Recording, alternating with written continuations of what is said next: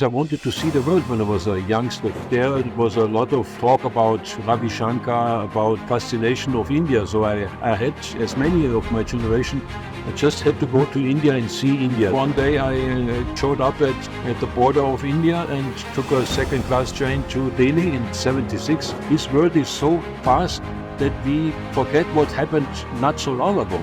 I'm not a diplomat because of the fancy titles or the fancy cars or the cocktail parties you go to. I always thought I go there because we represent my country in India. If we in the West don't see our own responsibility and contribution to the poverty in the world, we will not understand it. And my gosh, what a beauty this car is, what a beauty. And so not everything is gold, what you see in the diplomatic world, so there are also challenges. But as I'm saying, if you know that before and if you can't deal with it, you should not apply for it.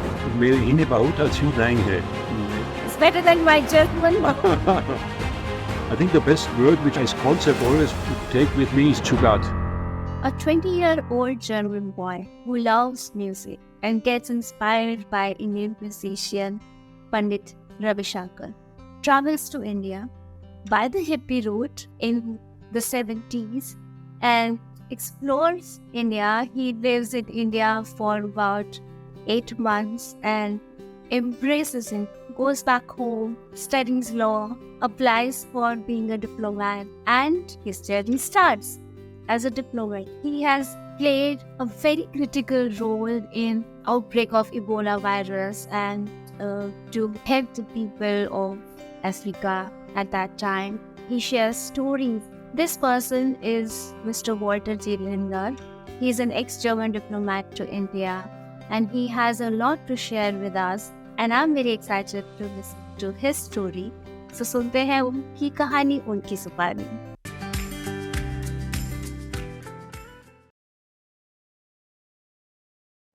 Hello, Mr. Lindner. Welcome to our podcast, Vichaar Chits. Thank you for doing this podcast with us. We are very grateful and thankful to you. Good morning, Rashida, and it's good to be on your program. I'm very happy that I could meet you today. I'm very excited to start this conversation with you, and even more excited that our Indian audience and the audience worldwide gets a peek into your life as an ambassador. So you've been described as Germany's most colorful ambassador. What do you think sets you apart from your peers in the profession? Well, I think this question you have to ask the people who say this about me. Myself, I think I haven't changed much in all the things I've done in my life. Maybe the difference is that I have led a normal life. I was not privileged in a way that I went to very sophisticated schools or whatever. So I did a normal high school and I lived in a middle-class surrounding and no diplomats around, no politicians around. So I had no example, and I was a musician. So for many years I was a musician, and then I was taxi driver to earn money, and while my studies, and a truck driver. And then I went on 4 years world travel because I wanted to see the world when I was a youngster, 20 years old, and I just couldn't stay at home and say, I'm doing any studies and take a normal profession. I wanted to do something different, and it was in the end of the 70s. And of course there was a lot of talk about Ravi Shankar, about fascination of India. So I had, as many of my generation, I just had to go to India and see India. This was back in '76. And I went off for India and came back 4 years later. And I did a tour around the world, and there my fascination for India began already. But then I thought, okay, now I have to start a real profession, I can't continue living as a musician and as a taxi driver. So I decided to study law. Because, if you don't know what to do, then you study law. And then so I studied law, and then doing the law studies already noticed I'm not your conventional lawyer, which does family law and tax law and whatever. So I was studying especially international law, and I applied for the foreign service. And for what reasons? Funny enough, they took me. I already still had long hair. And why did they take me? I don't know. But since then, this was '88, I've become a diplomat. Yes. I think you had what the others at that time didn't have, the experience to travel the world in that young age. I took off '76, a world tour, and I started in Germany. I went through Yugoslavia, Turkey, Iran, Afghanistan, and then Pakistan down the Khyber pass. And then one day I showed up at the border of India and took a second-class train to Delhi in 76 and ended at the railway station in India, in Delhi, where there was prostitution and rough area, and and this is where I took my first hotel room there, and cheap, and so I've been there 76, and I've traveled through India for 8 months at that time as a backpacker, adventurer, second-class trains and all this. So it was a total different experience than when I came back in 2019 as ambassador, picked up at the airport with a bulletproof car and then drove right to the embassy, to the residence or whatever. Different world, but during my whole life, sometimes I came to India as a state secretary, as a professional, but only very short time. And I told my minister, my last posting I want to do in India. And that's what I did. So how did India change? I think you've seen India in 70s. You've seen India recent. And in between, of course, you traveled to India. So what changes have you seen in India from a foreign perspective? Yeah. On one hand, it changed a lot. If you see Mumbai or Bombay at that time, and you saw it 40 years later, 40 years ago, there were no big skyscrapers. The cars were murky on the streets. There were the elephants and the camels on the streets. So it was really a total different India in that sense, that it was, like I imagined it, a very exotic country. Now this 40 years later, with the digitalization, with the modern cars, with the computers and with the skyscrapers, this India, of course, is a totally modern place, which flies to the moon, which has IT experts which are sought after everywhere in the world. And places like Hyderabad or Bangalore or Pune, like California, now developed and the latest. But so this is one that it has changed a lot. But on the other hand, culturally and deep down in the soul, it hasn't changed, because it's a 7,000-year-old history, this country. And what is 40 years compared to 7,000 years? So of course, if you go to Varanasi these days, it's the same, I guess, been 500 years ago. You see the same sadhus, you see the same incense, the same rituals. And so on the other hand, India has not changed much. So it's still mystic, spiritual place, which I always imagined. Wonderful to know from you. So you've seen both the societies. You come from Germany, which is like very important and critical part of the West, and then India, which is like a whole world in itself. According to you, what would Indian society, or what should Indian society learn from the Western world, and vice versa? What should the Western society, or let's say German society, should learn from Indian society? Yeah, you see, exactly this question was always in my mind, not only since I was ambassador there, but since the last 40 years when I traveled did the world travel. I went maybe through 120 countries on this globe, but there was no country like India which kept being on my mind during the last decades. All the time I came back to revisit in my mind India and thinking about exactly this question. Because it was so fascinating, so intense. On the other hand, a country with so many contradictions, it doesn't leave you neutral. You leave India and you still have it in your mind, because it's such an unsolved mystery, in some reason, and unexplicable. So when I was ambassador and then left, and I thought might be a good idea to write this on paper, exactly this question what you asked. So what can we learn from India? And then on the other side, what could India learn from us? But I mostly write about what we can learn from India. Now let me start with what can we learn from India. I think with all the technical advancements we have in Germany, I think we are starting to lose a bit our freshness, our entrepreneurial adventurism, our risk-taking. And this you find in India, because India is full of youth and of well-qualified youth, and they take risks. If you take the startup community, you have like one day you have 100 startups registered. Out of them, maybe 90 disappear, but 10 remain there. And those who disappear, they are not, depressed. They are trying to find ways to come up with something new. So this entrepreneurial spirit of young daredevils, I think this you find in India. Secondly, it works, of course, the digitalization which you have in India is far advanced to German. We are very slow there, but while in India, you pay everywhere with your code. And even you go to the countryside and you buy a lemon from a person who can't even read and write, and he takes out his cell phone and you pay with your code. And you have public Wi-Fi in so many places anyway, so you have a lot of advanced techniques. Then you have this spirit of not only looking at the material side of things, but also the spiritual side of things, which is a kind of a complete picture, while we in the West tend to exclude every spirituality, religion, spirituality, everything is left out, and we say we focus on technical advancements and on brain, and that's it. While I think that's not all. We are composed of soul and of body and of brain. So I think it's a secret of Indian success also to have this whole picture of a human being. That's why we run to India for Ayurveda and for yoga and all the things. This is all something which come from India, so this wisdom's from India. And there are a lot of other things but I don't want to anticipate too many things because everything is in the book. Now, what could be learned for Indians? I think I don't want to.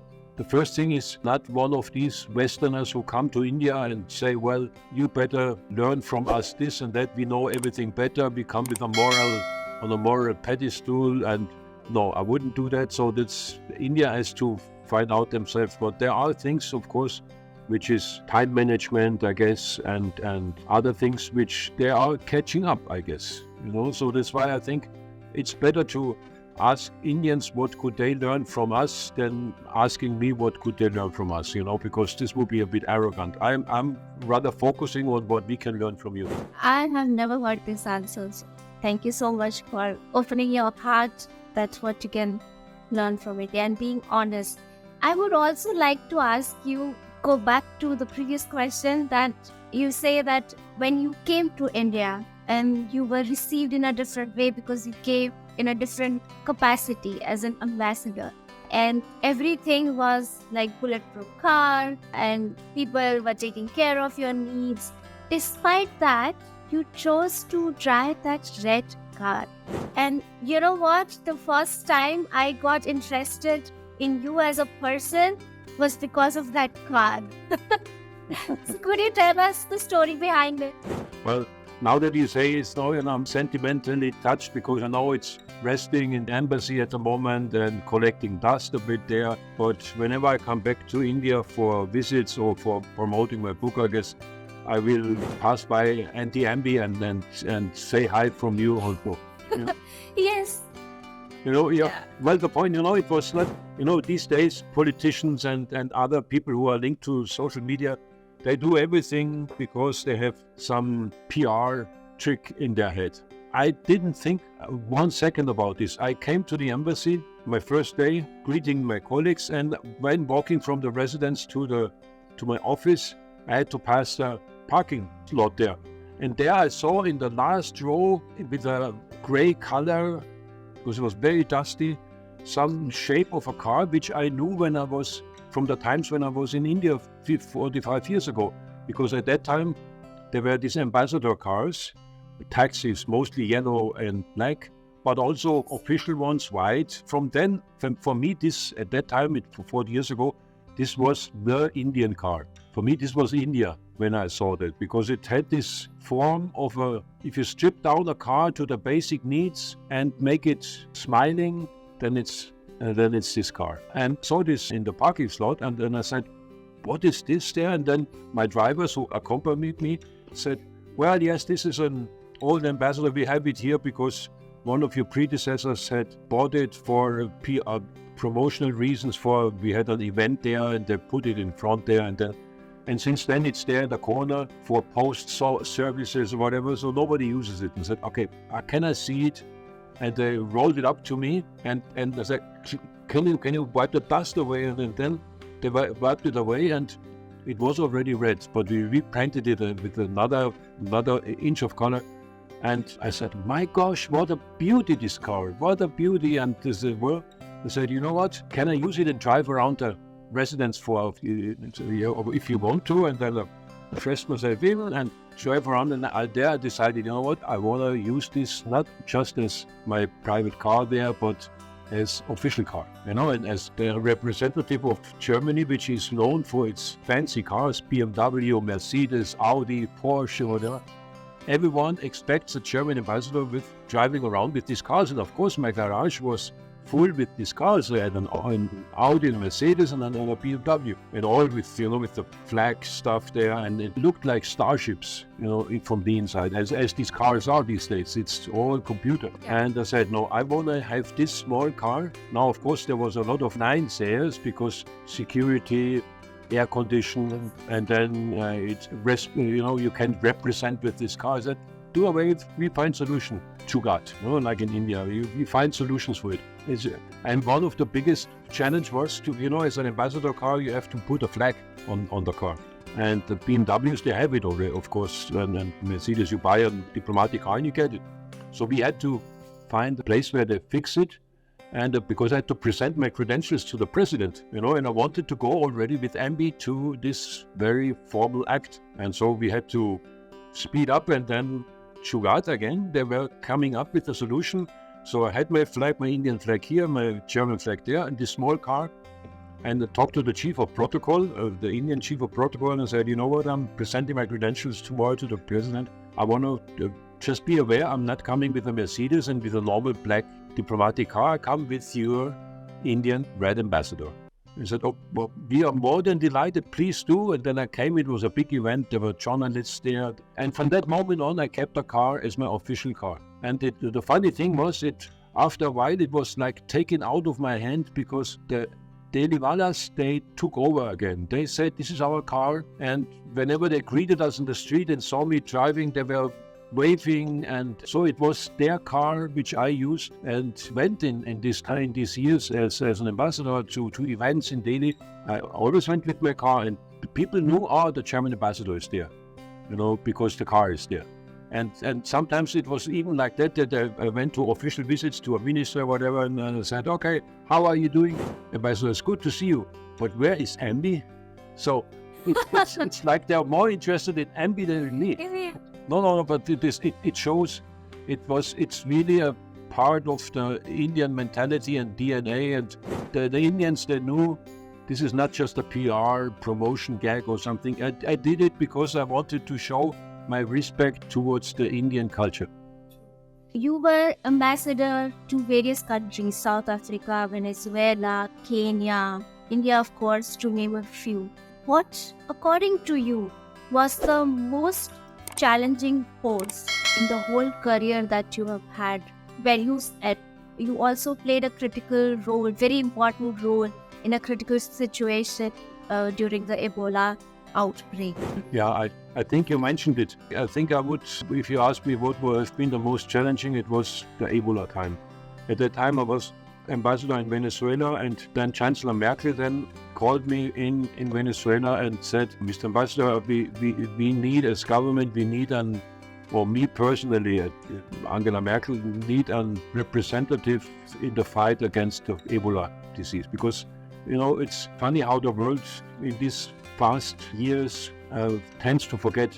Ebola is so far away, but it was at one moment, it was threatening the whole world, because unlike COVID, there is no medicine against Ebola. If you catch it, 5 days later you're dead, and you're bleeding to death. All your openings ooze, bleed, and there's no way to prevent it. And you catch it very easy through sweat on your fingers. So if you open the door and the person before you has opened the door, you get it. So it was really, and when we were thinking, it's spreading from these 3 African countries where it's begun. It's spreading through Brussels, through New York, through other places to the rest of the world. So it could end the race of the human mankind. So it was a real big threat. But we forget it. Afterwards, there were other things, and then there was COVID, and after COVID was Putin, and after Putin is Hamas. So this world is so fast that we forget what happened not so long ago. And so back in 2016 or 15, it was a real threat. And so Chancellor Merkel called me and said, can you come over and lead the German contribution to this fight against Ebola? So the next day I left Venezuela and went to Berlin and set up an office and whatever. And already 2-3 days later, I went down to those African countries, to the ground zero, where everything started, which was Monrovia and which Guinea-Bissau and which was Sierra Leone. And you arrive there and you arrive in a hell. Because I do remember when I first touched down in Freetown, in the Sierra Leone, there were the corpses laying on the streets. And their only help which was there was Médecins Sans Frontières, so the international doctors. And they have set up tents and whatever, but nobody else went there because it was too dangerous. So I had to get this full body suit and then, with all these masks and to see what's the dimension, to report back to Angela Merkel. What do we need most? Is it transport? Is it medicine? Is it uniforms, masks? What can we do? But still, it was very risky because I didn't stay in a hotel the whole day there, but I went out exactly to these operation tents and saw these people dying, and there were literally hundreds spread out on the streets. And this lasted for 5-6 months, and gradually we brought in help and whatever. But this time was really the most dangerous, life-threatening, but also most responsible, because with every decision you do there, you can save lives. So I always went back to Berlin then and then reported back to the Chancellor, made our decisions, what can we do, bring in soldiers, bring in tents, bring in whatever, and then I went back. And then I came back, so I went maybe 10-15 times to the ground zero. But again, as I said, then afterwards, this is solved, then the next thing comes up, and the next thing, so you do new jobs, then I became state secretary after it, and one forgets, but now that you ask the question, it comes back to me and very lively, and I see all these scenes in front of me when people are dying. So let's be a bit more thankful and let's not take everything for granted what we see, because since we are healthy and the things we do, let's not forget that there can be a threat to it. I cannot imagine. I would like to applaud you that you were there on ground zero. I cannot imagine that you knowingly, of course you had a duty, but despite that, you are also a human being. It requires a lot of courage. But you see, my philosophy as a diplomat always has been, I'm not a diplomat because of the fancy titles or the fancy cars or the cocktail parties you go to. I always thought I go there because there's a duty, and the duty is to make my job, and my job is to whatever in this particular job is necessary, be it the evacuation of people like we did in COVID times from India, or be it in Ebola times, or be it coordinate the work of the ministry as state secretary, or to represent my country in India, but always do my necessary job. And if this includes taking risks and risking a bit of your life, I think that's what we are paid for. That's why the taxpayer pays a diplomat, because not for fancy dresses or whatever, but to do the job. And if it requires to take some risk, then you have to take some risk. But then, Mr. Lindner, how does your family, your loved one react in such situations that you are going where you know there is a life threat? Yeah, I mean, I think being diplomat also brings challenges, with personal challenges.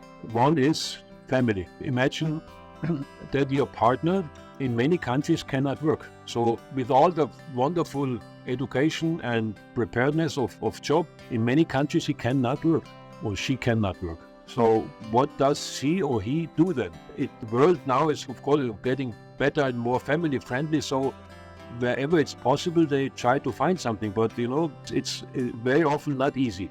So chances are that the partner is not able to work. Now with the children, and this leads to tensions, of course. The one who is working in the embassy and he's busy the whole day, and the partner who stays in the residence or wherever has to fill its day, and not just humanitarian issues, but if you have a good profession, then you want to do something with your profession.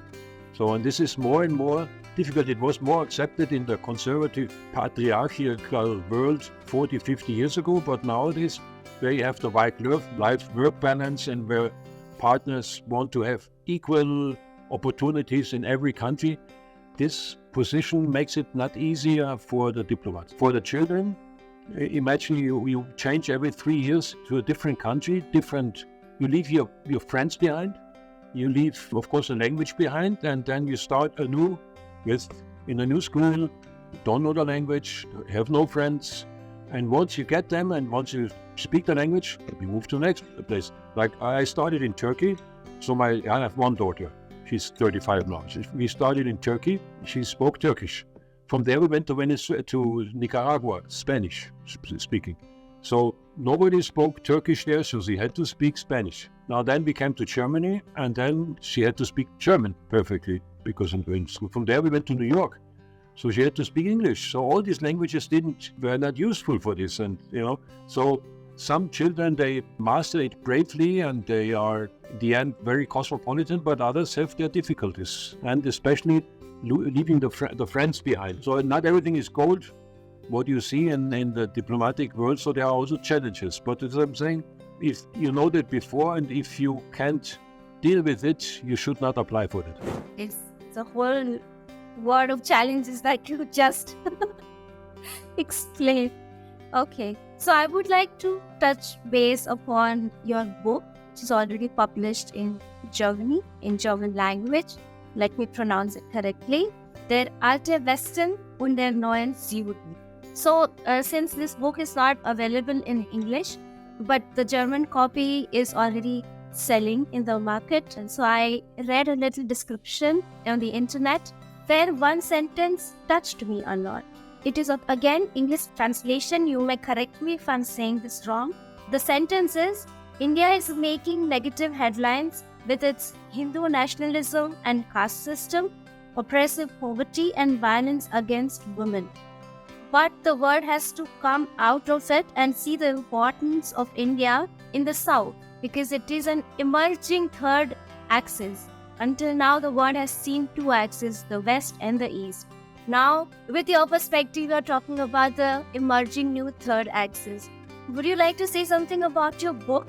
Yeah, I think the point is, it's of course the main target group are the Germans to understand the DNA of India. Because it's like, as I said before, people don't understand India really well because it's so complicated. It's contradictory. They fly to the moon, but they have the poverty. They have killing of women, but on the other hand, they have a high percentage of very well-educated women being very active in the society. You have modernity and you have old-fashioned, and you have, so there's a lot of contradictions. So it's, how can I explain this India to the Germans? But it's also good read, I guess, for the Indians, because they see how the outside world is looking at India. Because me as a friend of India, I do it in a very constructive way, but it's still an outsider view, so that the Indians can see, okay, that's how they see us. Okay, interesting. And so I think that's both views are important. And I think that for me, the main reason was to see, when we are in Europe, we are very Eurocentric.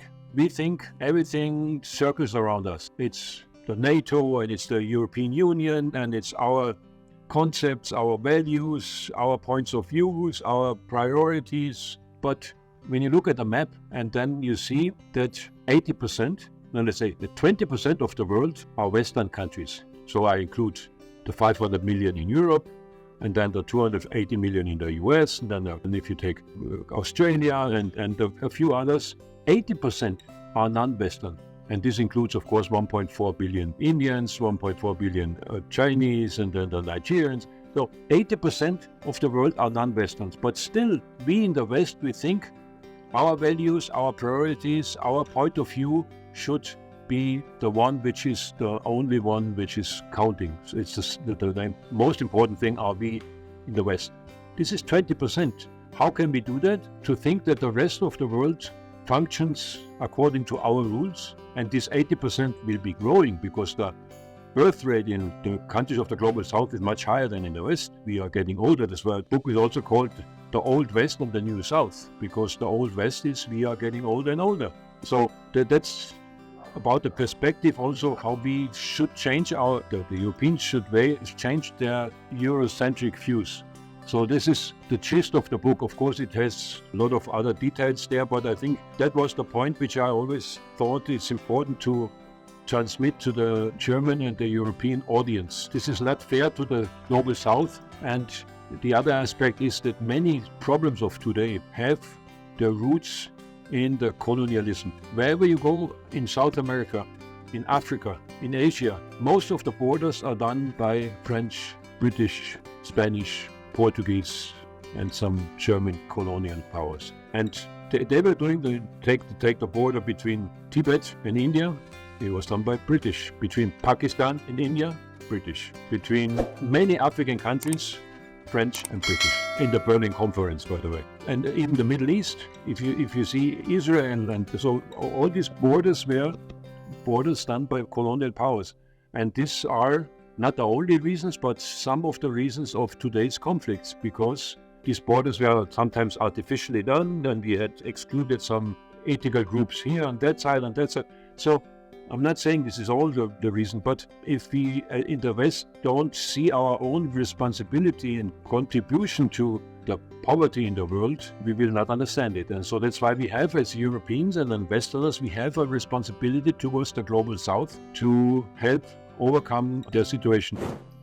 Thank you for giving us the gist about the book. I personally am very excited to know this new perspective. I'm very, very much impressed, so to say, that how can somebody coming from the whole different background, right, coming to India and embracing the whole culture with wholeheartedness, not just one aspect of India, not just the Varanasi or Bombay or Goa or Kerala, but the whole of India. That's really, really incredible. I have not met many Westerners who go so deep into the culture. I think it's because this Indian culture is not just a culture you say, okay, this is Indian culture for Indians. It finds through its universality, through its approach to the soul, through its approach to the mind and body and life philosophy, it approaches many people around the world, many souls. It has found an entry point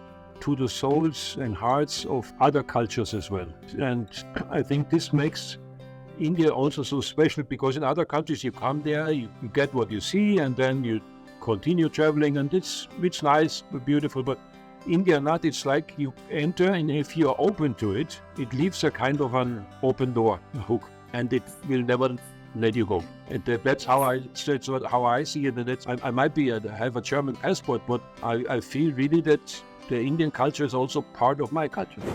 Yes, I definitely agree with you. And we are the culture of Atithi Devo Bhava. So you rightly said, if one is open, India would definitely embrace you. Now I would like to move ahead and ask that, because you've been to African countries as well. So what is your process in adapting these cultures? India, yes, it's very out there. But what was the process when you went to other countries? Especially because Africa is also very rich in culture. Yeah. You see, in my career, I have also been, of course, ambassador in African countries like Burundi and Kenya and Somalia, but also I've been the Africa director, so I've been to all the African countries. And funny enough, as people don't know, Africa is 54 countries, and there's a huge difference between North Africa and West Africa, where they speak French and Portuguese, and East Africa, Kenya, and then South Africa. So this is a lot of different mentalities and philosophies. And altogether, there are almost 1 billion people now.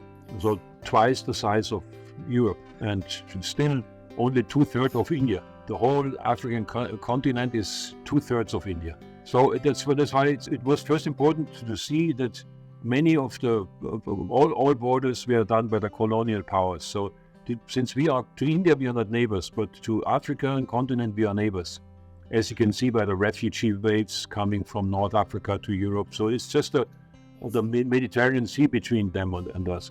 So we have a close relationship as Africans. The first humans in the world maybe have been from Africa, were born there, and then the culture, if you compare it with India, India has a lot of 7,000-year ancient history and myths and the languages and the philosophies. And Africa is, of course, it has old history, tribal history, but before the arrival of the colonial power, we in Europe did not know much about it. While we knew about India because of this Sanskrits and everything, in Africa we didn't know so much about it. So it's mostly something which touches your heart because he reminded me always, without finding the right words, and our human origins, how we were when we were just beginning. So it's all about existence. It's all about life and death and bare existent things. So it's not so much about the overarching philosophy like you have religions in India and we have these temples and the things. In Africa, it's more you get what you see, but it's also very intense. And politically, it's underestimated because it's 54 countries and they don't speak with one voice. And so it has its very own challenges. I mean, if you see the civil wars, if you see the Nigeria and Mali at the moment, if you see Sudan, and problems arising from poor and rich divides in this continent. Anyway, it's a continent which is not fairly mostly associated with wars, natural catastrophes, famine, and there's much more to that. But it's difficult for the West to grasp this. What is it? And I guess for many in the world. So I always enjoyed working in Africa with Africans. It's a refreshing, light mood there. You know, it's people take things, even the ones who are living in total poverty, they have to take things day by day, and still they have a smile and have an overwhelming energy among them and within them. So it's much too short to talk in 5 minutes about a continent as diverse as Africa is, but it's very, very much worth dedicating some of your time to do that. Yes, I have not heard so much about conflicts from Africa as we see what's happening in the other parts of the world. Thank you for bringing it out. You worked in a diverse situations as a diplomat. What do you believe are the greatest challenges facing diplomats today? When we talk about, and as you mentioned that there is Ukraine-Russia war, or there is Gaza-Israel conflict. Of course, Iran is burning. There is also India-Pakistan is always there. Now Bangladesh has added another perspective, and Africa. What do you think diplomacy could have done better, or in future could do better, or the otherwise, to avoid such situations? I think it's all the conflicts you mentioned, they are a bit different, and so I don't want to generalize too much what could have been done better. Of course, it's always better to have diplomats working than soldiers, of course. But sometimes there are situations where the situation is through stubbornness of particular persons or through bad coincidences, individuals which are like terrorists. So that's why it's difficult to generalize. It's always better to have diplomats than war going on. I think that diplomatic work is very often not work which is done with the bullhorn. You know, they say, oh, we're doing this and we're doing that. So I really do hope that in this Ukraine situation, we have diplomats in the back channels working on possible solutions for the day X. The day X being when the weapons are silent and the politicians are finally agreeing to talk, so that they are not then starting at the point zero, but they say, okay, let's see what we can have as a solution for peace. Let me see what our people have done so far. And then we get all the elements on the table, which would then, see, okay, we have to consider this and consider that, and here's the problem. So this is the work of the diplomats. But we need for that, of course, politicians who are willing to do so and who are willing to agree on peace. Same, I guess, with when you talk with China and India, so you have this border commission, so where on both sides, hopefully they are preparing or have papers and contracts where it's okay, we pull out the big weapons and we only have hand weapons in the close by or non-weapons at all at the borders. These kind of things which Shankar and others are doing, but of course it's not very often in the public. In the public you only see, okay, do you have a peace agreement or not, while they are working on it. So let's be a bit optimistic that this is happening, but not always. And if you see the terrible attack of Hamas on the Israelis, how could this would have been avoided? How can you avoid that people kill 1,500 civilians, babies and whatever? Can you talk to these Hamas people if they are convinced that Israel has to disappear from the map.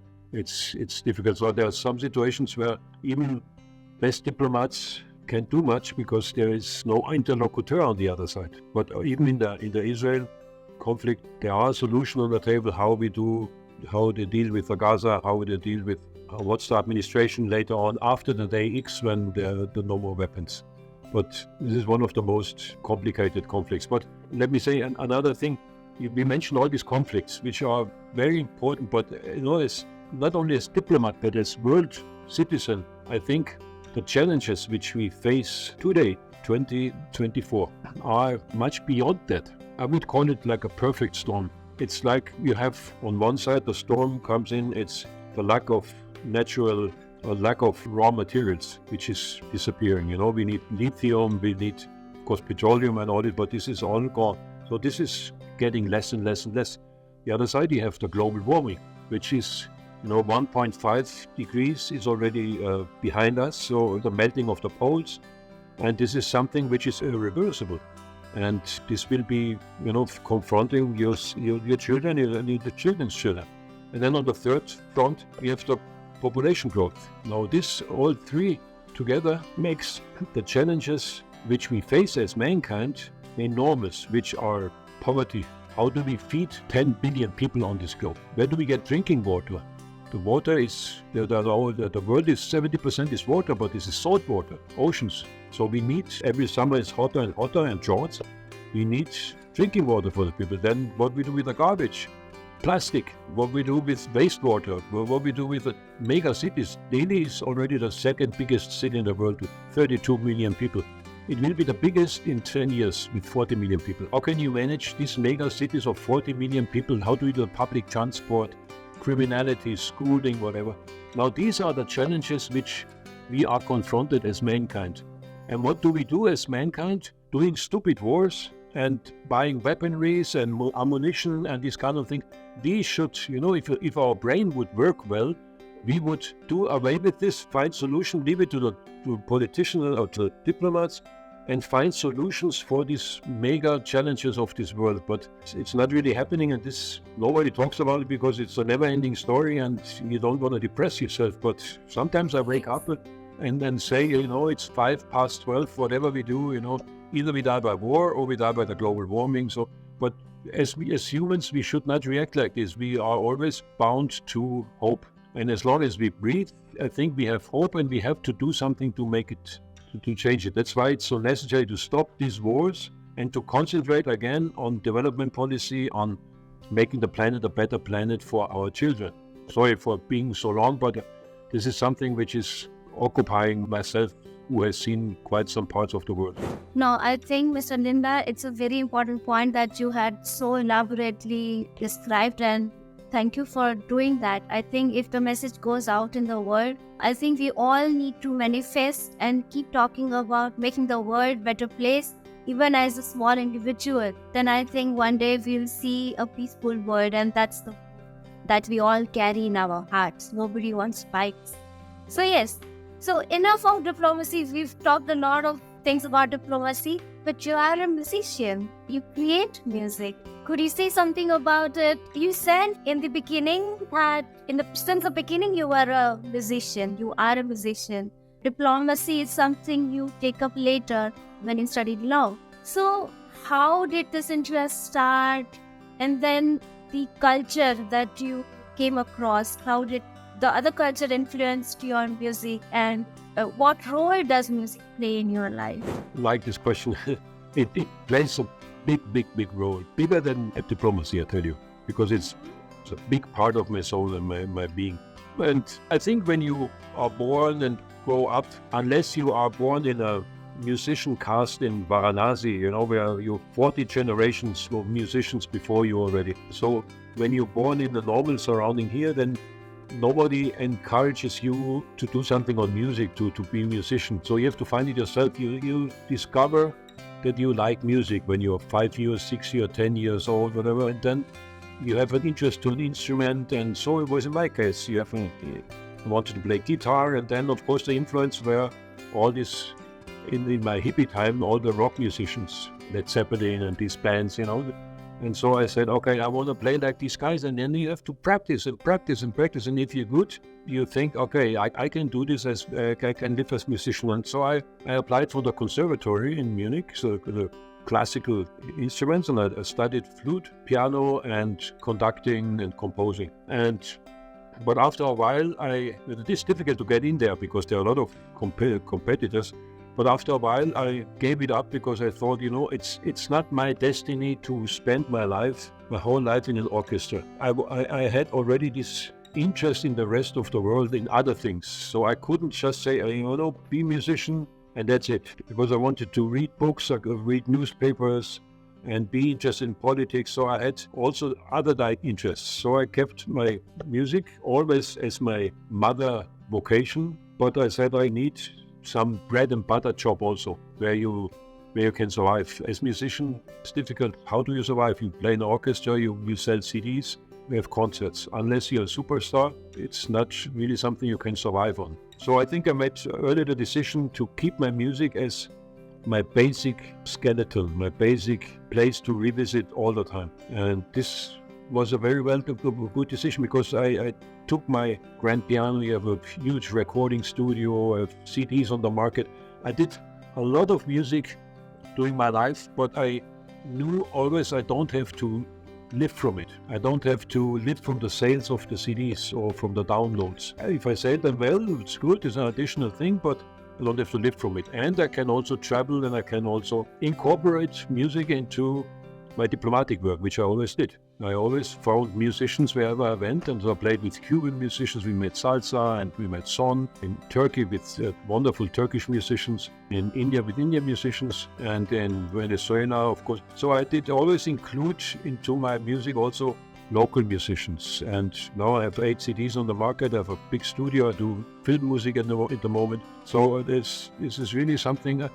This is an extra. Every musician would tell you this is our own world where non-musicians can't really enter, because we have our own symbols, we have our own way of expressing ourselves, creativity, that's it. I guess whether you're an author or whether you're a painter or whether you're a musician, the creative power which is in you has to get out.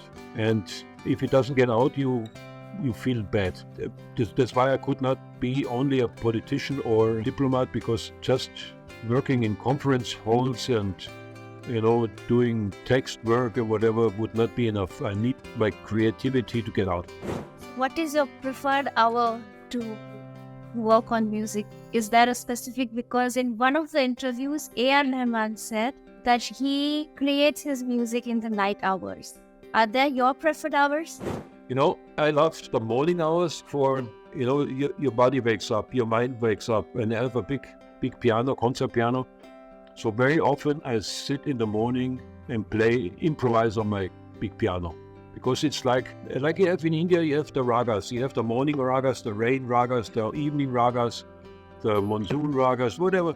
And you have the morning ragas. Morning raga has a special touch because your body is new in the day and still fresh, still thinking about the dreams and whatever. So I like this kind of sentimental, spiritual mood in the morning. So that's why for improvisations on the piano, I prefer this. For working and for recording and for writing music, it's the night, because then it's dark and you're not distracted.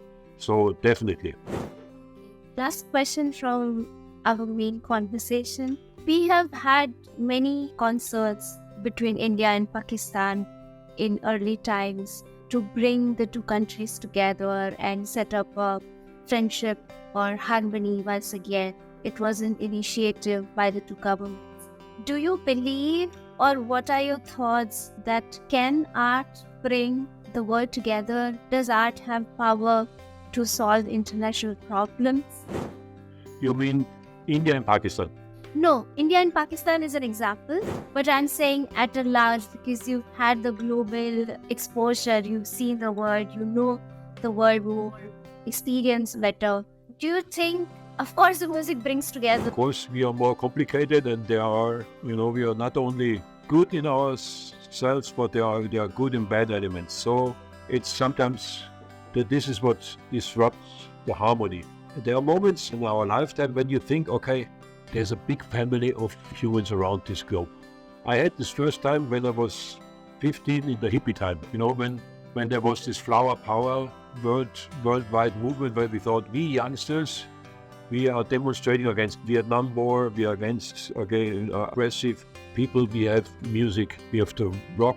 Woodstock Festival. Woodstock Festival, I thought, was a kind for some of us, wow, this is the culture, the new culture of youth in the world, which is doesn't matter whether you're Chinese, Indian, or Russian, or American, you're just a youngster, you listen to the same kind of music, it was very naive, of course, but it was the first time I had this feeling. Then maybe a second time was when the end of this last century, 2000, millennium. I was in New York, and this was the time before 9/11 happened, before the Islamists took over, and the Berlin Wall came down, 90, and we had this time between 95 and 2002 or so, when we thought there's no more East and West.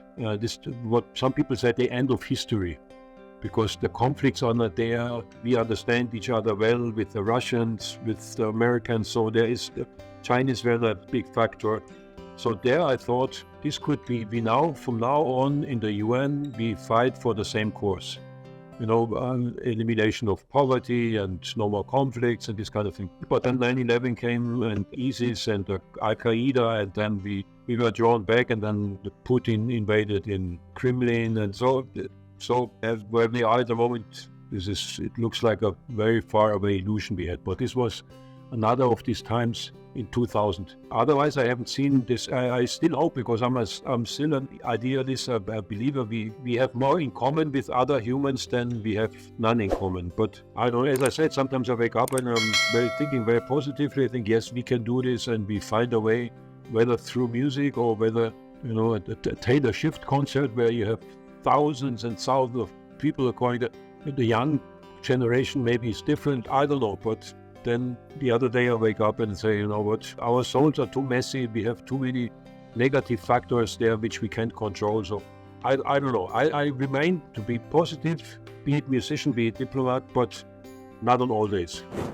We are human. Thank you, Mr. Lindner, for this wonderful conversation. We move towards a little fun, light-hearted questions. We go on to our next section of our podcast, which is Rapid Vichaar.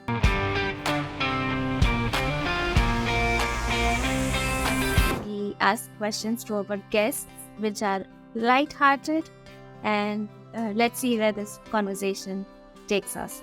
I start with my first question. What has been your most memorable encounter with a world leader, and why?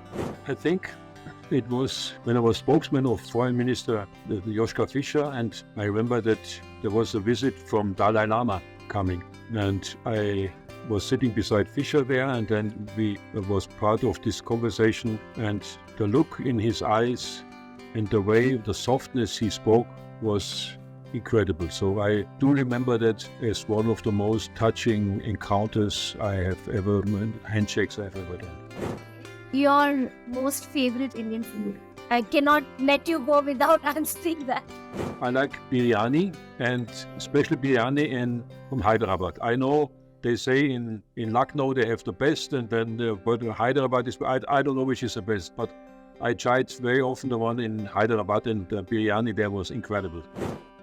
So one of our co-creator, Noel, she's from Hyderabad. I'm sure she's very happy to hear this answer. I'm sure. And I apologize to all the ones who do great biryani in Lucknow and in other places. Yes. If you would have dinner with one historical figure, who that would be? You know what? I would say Barack Obama. Okay, interesting. If you would have had a career filled with formal events and meetings, any funny or embarrassing moments you would willing to share with us? Spontaneously, maybe one with Kofi Annan, the former General Secretary of the United Nations. I liked him very much and met him quite often, also later on, just before he died. But in the beginning, when he was General Secretary and I was ambassador in Kenya, he came to Kenya and we greeted each other there. And then, because he was there to solve domestic issues in Kenya, and a big group of people waiting for his speech, and he He was not prepared. He came on the stage and he said, "Okay, here I am. I have two prepared speeches. One is a short one and one is a long one." It took in a pocket. "Thank you." And here, like a second one. "Thank you very much." Well, it was really funny. I thought, great, because then he was an opener and then he could just talk about light-hearted things, whatever. But I liked it. Still remember. True. World leaders. Yes, great person. You travel a lot, right? So what is that one item you will never travel without? But I guess nowadays you would say a telephone, but this is so profound because when I was traveling around the world, there was no telephone, no computer, nothing. Very difficult. Good question, my gosh. Because funny enough, you don't need anything. Either you start toothbrush and money, pocket in a pocket, or city map or phone, but in the end, you don't need it. You need your eyes. And I don't know, I think maybe... So you believe yourself and that's enough. I think it's difficult to put it down on one item. I would rather say, okay, take yourself in good health, that's it. And then comes the rest: passport, money, sunglasses, cell phone, whatever. I'm sorry, there I have to pass. Oh, it's a very different perspective, and that's where talking with people with your experience always helps us all. What's one stereotype about diplomats that you would love to debunk? The cocktail drinking, detached, privileged representatives of a certain group of people. So it's the superficiality, it's the cocktail drinking, it's the exclusive, these certain elements which I associated with diplomats before I joined the diplomats. I thought they're all, you would say in India, you would think they're all from the highest caste. In Germany, would say this is all from the royal background or whatever. When you're there, then you see it's not the case. But there's still some prejudges out there, and some of them are true. So cocktail drinking, exclusiveness, arrogance, I know it all better. This should be avoided. Your favorite Hindi word? I know, and I would also like to tell our audience that you speak very good Hindi. Your favorite one or maybe a couple of words from the language? मेरी हिंदी बहुत अच्छी नहीं है. It's better than my German. After 2.5 years, I start forgetting things. I could at least do a decent conversation. I think the best word which as concept always take with me is Jugaad, as I mentioned before, because this is something which we in Germany don't have. Improvisational skills. We like to follow the rules, and if the rules are not there, you're lost. Now in India, everything starts when there are no rules, because then you're not. So Jugaad is something, a very good concept. Yes, we are a harmony in chaos. Yes, very true. Very true. Okay. And one last question from our Rapid Vichaar session. If you could change one thing about global diplomacy today, what would it be? I think that's part of my book. Diplomacy has to be more contact with the people out there. If you're a diplomat in a country, it's not enough that you are your residents and you go to these national days and receptions. No, you have to get out, have to see what is happening out there, to get a feeling, to see what are the normal Indians, the rickshaw pullers, taxi drivers, what are they doing? Talk to them, ask them what's their take on it. That's something which then influences your view on the country. So this should change, that people who are diplomats should leave their self-reassuring circles and should go out there where the real life is. Despite the fact that I said that this was the last question, I remember Noel wanted to ask you one specific question. You would have come across Bollywood and Bollywood movies while your time in India. Do you have a specific favorite actor or actress from Bollywood? I know he would ask this question, but I don't have, because I watched him, but I know, for me it's more the music. I'm a musician. So this acting, Bollywood movies are more like musicals. You publish a few months before the movie comes out, you publish the songs. And you see that people are dancing and playing, singing along with the songs. So once the movie comes out, you go to the cinemas, everyone sings along in the movie theaters. Now, that's why for me it's more musical thing. So what I did when I went to Bollywood, I went to the big music studios, recording studios, and talked to the professionals there, wanted to see how big are the movies, how big are the studios, what kind of technology do they do, how do they have the composers, who are the composers. I met some of those composers, and how do you compose there, do you go to... So this kind of, but it's a musician's point of view. I think if you're more into dancing, then of course you would watch the dancing moves or the actings, but this is, for me, it was not so much the movies. For me, it was more the phenomenon that you have these catchy melodies. How do you get these melodies? How do you come up with them? And how do you mix Indian style with Western style? And so this is, for me, professional, very interesting. You don't find it in Hollywood, of course, and not in Nollywood. So this is really a Bollywood thing. Then I would say, who is your favorite musician? Well, I know he's Pakistani, and he's dead with Nusrat Fateh Ali Khan. But this kind of Sufi pattern, I have Hussein Hassan, the tabla player, Hussein Sakir. He won a Grammy the other day. And then Rakesh, the flute player, Bansuri player, Rakesh. He won together with Sakir the Grammys. He gave me a flute, a Bansuri. Rakesh Chaurasia? Yeah. Thank you, Mr. Lindner, for answering our rapid fire questions. And before you go, in our third session, which is Vichaar Chits,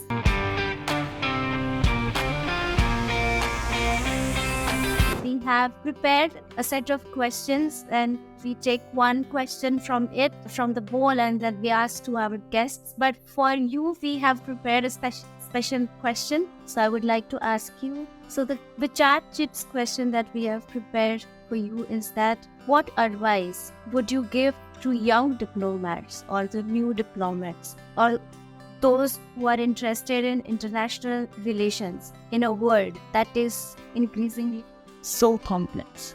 I would say, go for it. Don't let yourself be deterred by the challenges, which is, as I said before, you need, your partner cannot work sometimes, that you have health risk, like these Ebola things, for example, or terrorism risks where you are a target of some terrorists, where you have the cultural changes, where you lose your friends, where you lose your common languages which you are used to, and you start anew all the time. Don't let these challenges deter you from the choice of which you have taken, which is being a diplomat. Because in the end, your job can make a difference. You can make the world a better place. So go for the changes, go for your goals, for your ideals, and don't give up. Don't let yourself be spoiled by all the temptations, which is power, which is money, which is titles, which is all your excellency. Stay normal, stay with your feet on the ground, and make the world a better place. So you're the right person to do this job.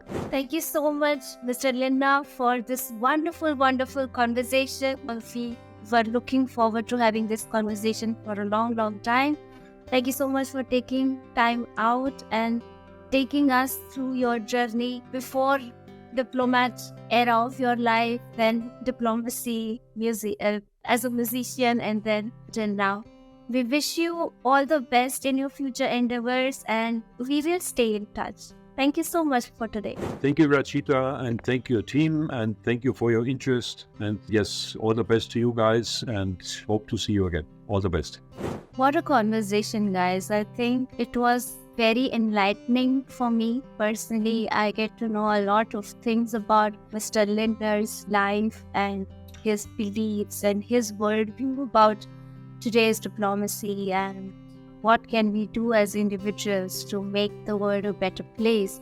Not only that, he also explained about his book, which soon is going to be translated in English and will be available for all of us to read and get to know about his views on the global South, the new emerging third axis of South, and India, of course. I'm sure you all loved to listen to this conversation, and if you want that we bring such conversations to you, please subscribe to our channel, and we're looking forward to the next conversation with our guests and sharing it with you. Till then, be good. Bye. Like, share and subscribe to our channel, Vichaar Vibes.